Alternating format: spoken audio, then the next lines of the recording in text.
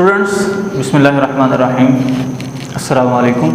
Students, we are on chapter number 3 and today our topic is about the tension and acceleration. So let's start our topic. Students, mostly अपने इस topic को देखकर और इसकी calculations को assume करके students उसको डिफ़िकल्ट टॉपिक और क्वेश्चन समझते हैं, but this is not actually. तो स्टूडेंट्स, आज हम अपने इन दो क्वेश्चंस को, लॉन्ग क्वेश्चंस को सॉल्व आउट करेंगे और उम्मीद है कि आप इसको बहुत ही अच्छे तरीके से अंडरस्टैंड कर सकेंगे। स्टूडेंट्स, आपने सबसे पहले नंबर पे अपने इस टॉपिक को लर्न करने से पहले आपने इन 2-3 पॉइंट्स को खास तौर पे जहन में रखना है। स्टूडेंट्स, लास्ट टाइम मैंने आपको इस टॉपिक, इस पॉइंट के बारे में इंफॉर्मेशन दी थी and this is about the net force.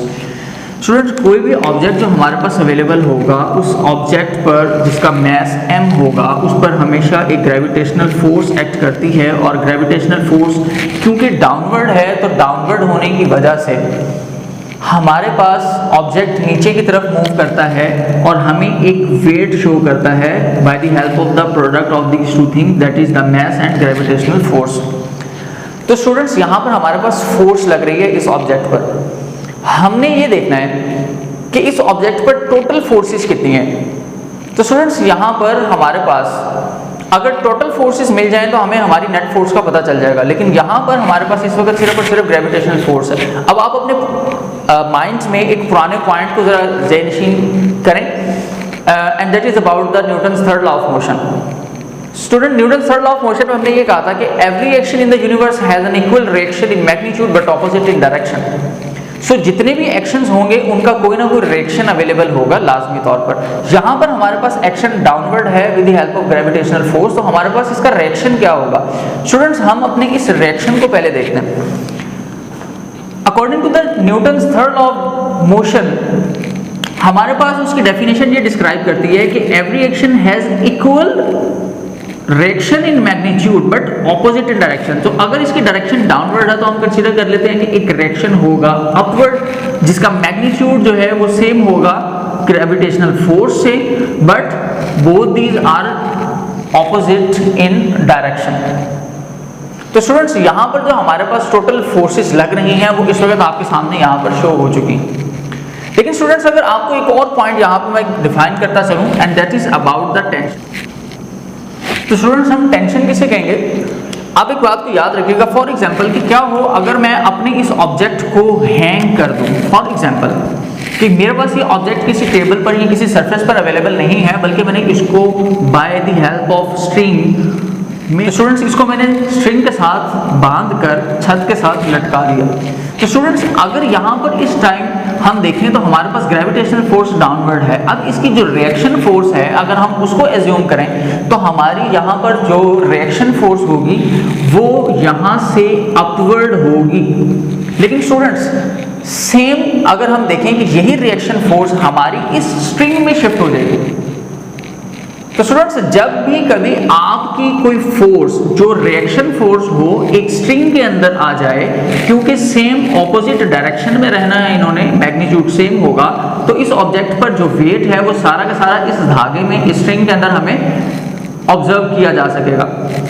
तो स्टूडेंट्स, जब हमारे पास इसका रिएक्शन इन स्ट्रिंग हमें मिल जाए तो हम इसको फिर नाम देते हैं टेंशन का। और ये याद रखिएगा कि टेंशन भी हमारे पास एक रिएक्शन ही होता है। तो ये हमारे पास एक हमारा सेकंड पॉइंट था जिसको हमने अपने क्वेश्चंस में क्वेश्चन में यूज करने के लिए याद रखना है। स्टूडेंट्स, दिस इज टेंशन और टेंशन की डेफिनेशन भी आपको आपकी बुक में भी मिल जाएगी और ये आपको स्क्रीन पर भी शो हो रही है। स्टूडेंट्स, इसी के साथ हमारे पास एक थर्ड पॉइंट भी है जिसको हमने याद रखना है, वो है हमारी ग्राफिकल इक्वेशन। कि हम अपनी वैल्यूज को जो कि हमारे पास एक वेक्टर क्वांटिटीज में अवेलेबल है, हम अपनी उन क्वांटिटीज को by the help of graph equate कैसे कर सकते हैं, एक इक्वेशन कैसे क्रिएट कर सकते हैं। तो स्टूडेंट्स, आपने एक चीज याद रखनी है हमेशा कि मोस्टली हम अपनी इक्वेशन को इस अंदाज में बैलेंस करेंगे कि हमारे पास 90 डिग्री के एंगल पर इस ग्राफिकल रिप्रेजेंटेशन में वर्टिकल पोजीशंस पर जितनी भी फोर्सेस होंगी हम उनको एक साइड पर इज इक्वल टू के मेंशन करेंगे, और जितनी भी हॉरिजॉन्टल हमारे पास वैल्यूज होंगी या अगर हॉरिजॉन्टल ना हो तो हमारी नेट फोर्स जो है उसको हम इक्वेट करेंगे राइट हैंड साइड पर। तो स्टूडेंट्स फॉर एग्जांपल अगर मैं इस चीज को कंसीडर करना चाहता हूं तो मैं यहां पर अपने इस डायग्राम के लिहाज से जो मेरे पास वर्टिकल ऑब्जर्वेशन के अंदर फोर्सेस आ रही हैं वो है weight and mg and also tension, तो इनको मैं इक्वेट करूंगा अपनी लेफ्ट हैंड साइड पर and we can equate it with the help of the second value which is right on the right hand side of this equation. We can conclude it as according to Newton's second law of motion the force is equal to m and a.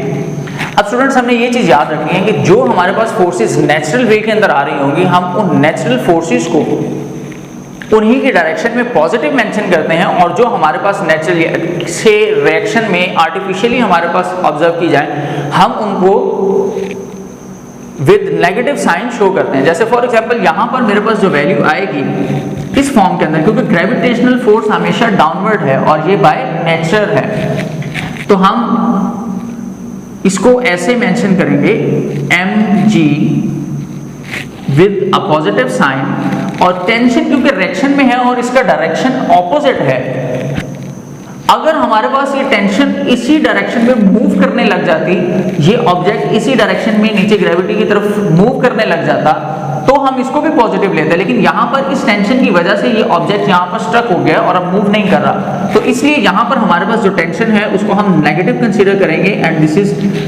Equate as mg minus t is equal to ma and this is the net force।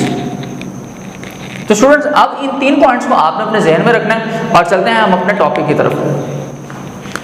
Students we have to find out the tension and acceleration of a body in two different machines. तो students हमारे पास जो हमारा first topic है, हमारी जो first machine है, उसमें ऑब्जेक्ट्स हमारे पास दो होंगे, दोनों के मैसेज डिफरेंट होंगे और हम उनको वर्टिकली जो है वो रिप्रेजेंट करेंगे।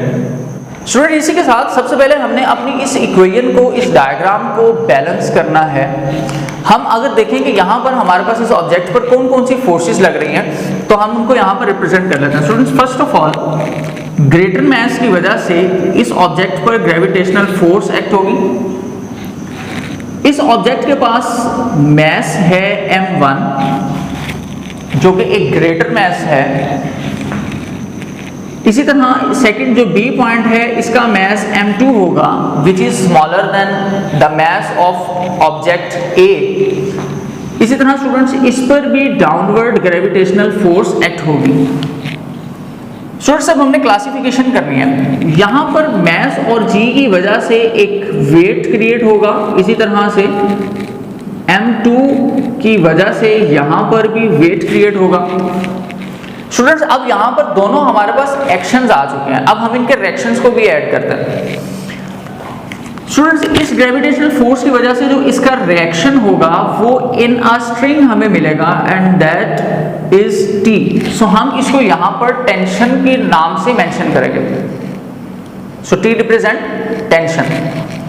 स्टूडेंट्स सेकंड ऑप्शन पे देखें तो यहाँ पर इस ग्रेविटेशनल फोर्स की वजह से भी हमारे पास टेंशन T जो है वो रिएक्शन की फॉर्म में इस स्ट्रिंग के अंदर आ जाएगी। अब स्टूडेंट्स हमने देखना ये है इस ऑब्जेक्ट की मूवमेंट किस तरह से होगी। स्टूडेंट्स हम सबसे पहले इन दोनों ऑब्जेक्ट्स को बैलेंस करते हैं।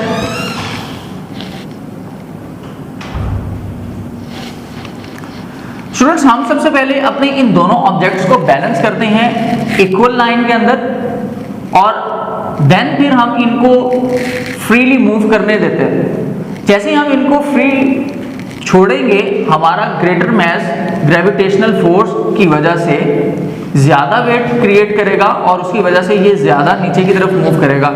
अब जब ये ऑब्जेक्ट नीचे की तरफ मूव करेगा तो स्टूडेंट्स यहाँ पर इस ऑब्जेक्ट में लेट्स सी कि अगर ये ऑब्जेक्ट यहाँ से मूव करके नीचे की तरफ आना शुरू हुआ तो यहाँ तक आते आते इसमें एक्सीलरेशन भी प्रोड्यूस हुआ होगा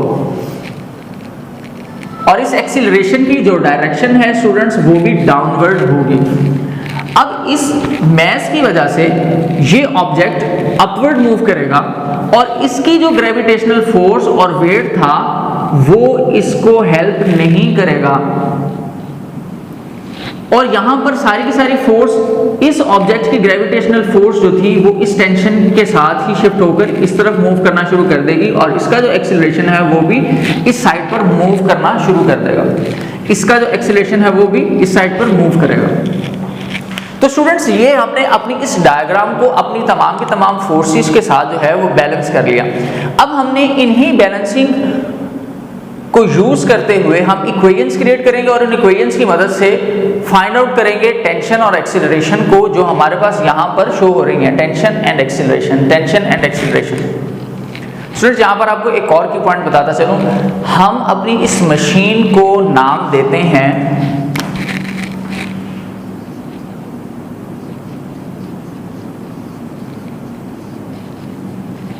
एटवुड्स मशीन। स्टूडेंट्स ये एक साइंटिस्ट के नेम पर है, एटवुड्स एक साइंटिस्ट का नाम था। उन्होंने सबसे पहले इस मशीन को डिजाइन किया और इसको यूज किया सबसे पहले इस पर्पस के लिए कि हम फाइंड आउट कर सकें ग्रेविटेशनल एक्सीलरेशन और वेट को, और इन्हीं ऑब्जेक्ट्स को हम लोग फर्दर भी यूज करते हैं अपने इन्हीं पर्पसेस के लिए। तो चलिए स्टूडेंट्स हम अपनी इक्वेशन को पहले बैलेंस करते हैं and then we go to find out the values of acceleration and tension.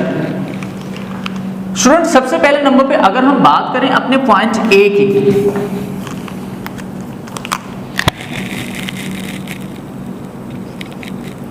For the object A.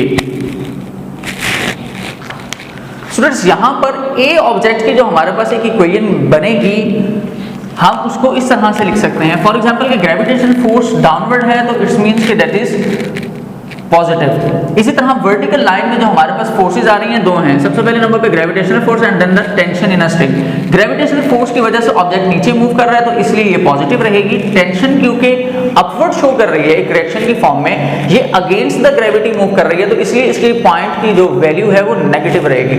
तो हमारे पास हमारा first point for the object of mass m1 is represented as m1g positive and with negative tension T।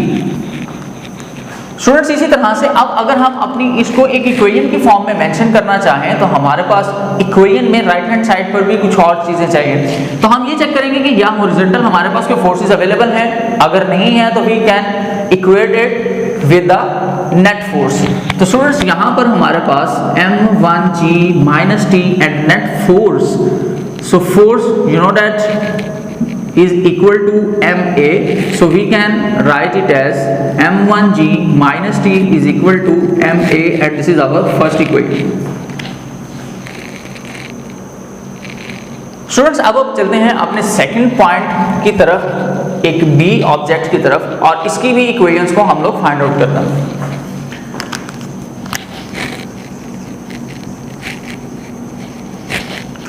Students point B के लिए अगर हम देखें तो हमारे पास जो ग्रेविटेशनल फोर्स की वैल्यू थी वो थी तो डाउनवर्ड और टेंशन ऑपोजिट थी अपवर्ड। लेकिन यहां पर ऑब्जेक्ट की मूवमेंट क्या थी, ऑब्जेक्ट ने इस ग्रेविटी के ऊपर फोकस नहीं किया और क्या हुआ कि ऑब्जेक्ट अपवर्ड मूव करना शुरू कर दिया इस ग्रेविटी के साथ। तो इसलिए यहां पर अब ग्रेविटी के ऊपर क्योंकि अमल नहीं हुआ इसलिए ये नेगेटिव और इसकी तरफ ऑब्जेक्ट ने मूव करना शुरू कर दिया, तो हम इसको पॉजिटिव कंसीडर करेंगे and the equation will become as t minus m2g। अब ये पॉजिटिव ये नेगेटिव, और अगर हम इसको भी इक्वेट करें इसकी बैलेंसिंग इक्वेशन के लिए तो हमारे पास ये वैल्यू बनेगी m2g is equal to ma। This one is for the m1a and this is for the m2a and this is our second equation। तो स्टूडेंट्स अब हम लोगों ने अपनी इन दोनों इक्वेशंस की मदद से टेंशन और एक्सीलरेशन को फाइंड आउट करना है। तो स्टूडेंट्स चलते हैं, हम सबसे पहले फाइंड आउट करते हैं एक्सीलरेशन को।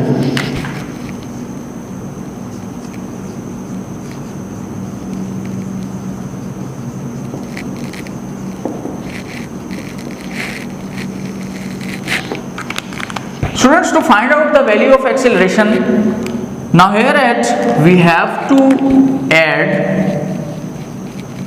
the equation number 1 and equation number 2। By adding equation number 1 and equation number 2, we will get the answer of our acceleration. So let's start doing.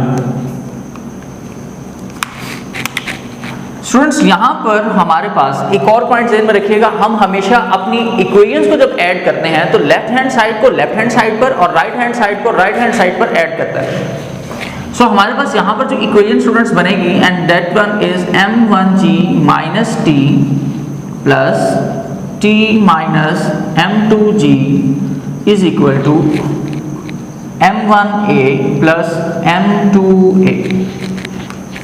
Student सबसे पहले आप पॉजिटिव साइन को multiply करवाएंगे, m1g minus T plus T minus m2g। यहाँ पर students हमारे पास common निकलता है एक्सीलरेशन, तो हम इसको एक्सीलरेशन को कॉमन लेंगे and the value will become as m1 plus m2। Students इसी के साथ यहां पर एक नेगेटिव t और एक पॉजिटिव t है, तो we can cancel it both of this. और स्टूडेंट्स यहां पर इस वैल्यू में m1g में m2g में g की वैल्यू भी हमारे पास कॉमन है, so we can take a common from these two value and the equation will become as g into m1 minus m2 is equal to a into m1 plus m2। Students हम यहाँ पर acceleration को find out कर रहे हैं, so now we have to separate the value of a। सो जब हम स्टूडेंट्स अपनी a की वैल्यू को सेपरेट करेंगे तो हमारे पास आंसर कुछ यूं बनेगा और हमारी इक्वेशन कुछ स्टूडेंट्स इस तरह से बनेगी a। अच्छा यहाँ पर m1 प्लस m2 क्योंकि मल्टीप्लाई हो रहा था, तो ये लेफ्ट हैंड साइड पर जाकर ये डिवाइड होगा और हमारी वैल्यू कुछ यूँ रहेगी m1 minus m2 over m1 plus m2। तो स्टूडेंट्स ये हमारा फॉर्मूला फाइंड आउट हो चुका है एक्सीलरेशन का। स्टूडेंट्स अब हम फाइंड आउट करेंगे अपने टेंशन को।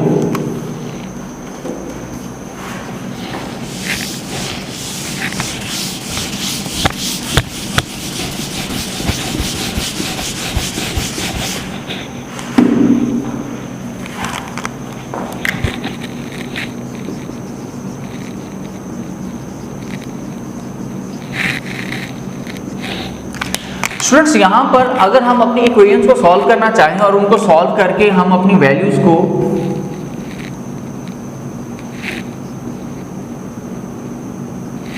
तो स्टूडेंट्स यहाँ पर अगर हम अपनी वैल्यू को सॉल्व करके t को फाइंड आउट करना चाहें तो हमारे पास जो इक्वेशंस हैं हम उनको आपस में डिवाइड करवाएंगे।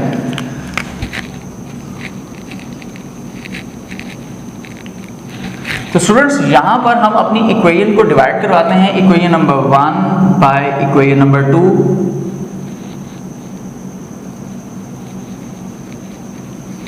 स्टूडेंट्स इसी तरह after the cancellation of the acceleration हम अपने m1 और m2 को क्रॉस मल्टीप्लिकेशन करवाएंगे। m2 इधर आकर इससे मल्टीप्लाई होगा और this m1 is multiply with the denominator of the left hand side of the equation. तो स्टूडेंट्स हम इसको इक्वेट करके देखते हैं, हमारे पास ये वैल्यू कुछ बनेगी m2 m1g minus t is equal to m1 into t minus m2g। Student separately फिर इसी तरह से जब हम लोग अपने m1 और m2 को मल्टीप्लाई करवाएंगे तो हमारे पास वैल्यू आएगी m1 m2g minus m2t is equal to m1t minus m1 m2g। Students यहाँ से हमने क्योंकि फाइंड आउट करना है टेंशन को, तो हम अपने टेंशन वाली वैल्यूज़ को सेपरेट करने लगे। टेंशन वाली वैल्यूज़ को सेपरेट करने के लिए मैं यहाँ से इस वैल्यू को लेफ्ट हैंड साइड पर ले आऊँगा और इस नेगेटिव वैल्यू को राइट हैंड साइड पर ले जाऊँगा ताकि ये पॉजिटिव हो जाए। स्टूडेंट्स यहाँ पर हमारे पास वैल्यू बनेगी m1 m2g plus m1 m2g is equal to m1t minus plus m2t। यहां से स्टूडेंट्स फिर हमारे पास t कॉमन आ जाएगा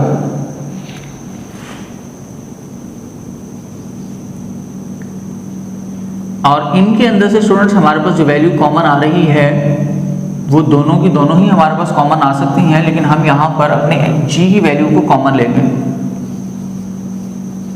m1 m2 plus m1 m2 is equal to t into m1 plus m2। Students, after that formula हमारे पास जो t की value थी ये हमारे पास बचा था यहाँ पर m1 m2 plus m1 m2 is equal to t into m1 plus m2। Students, यहाँ पर हमने t को फाइंड आउट करना है, तो हम अपनी m1 प्लस m2 को दूसरी साइड पे लाकर डिवाइड करवा देंगे और g m1 m2 plus m1 m2 is equal to t and whole divided by m1 plus m2। तो स्टूडेंट्स, यहाँ पर अब हम इन वैल्यूज़ को m1 प्लस m2 को इसके डिनोमिनेटर में ला चुके हैं और ऊपर आपको नज़र आ रहा है कि m1 m2 plus m1 m2 हमारे पास दोनों सेम वैल्यूज़ हैं। तो हम इन दोनों वैल्यूज़ को आपस में कंबाइन करेंगे तो हमारे पास जो वैल्यू न्यूमरेटर में आएगी स्टूडेंट्स, हम उसको ऐसे लिख सकते हैं 2m1 m2 divided by m1 plus m2 और यहाँ हमारे पास वैल्यू थी स्टूडेंट्स g की और this is equal to t। तो ये हमारे पास अब स्टूडेंट्स हमारा फाइनल जो आंसर है t टेंशन का, ये भी हम लोग फाइंड आउट कर चुके हैं। तो स्टूडेंट्स, ये दो चीज़ें मोस्टली हमने फाइंड आउट करनी होती हैं अपने क्वेश्चंस के अंदर। तो हमारा आज का जो फर्स्ट टॉपिक था इससे रेलेवेंट, जिसमें हमने फाइंड आउट करना था एटवुड्स मशीन में से tension and acceleration in a string, और वो हमने फाइंड आउट कर लिया।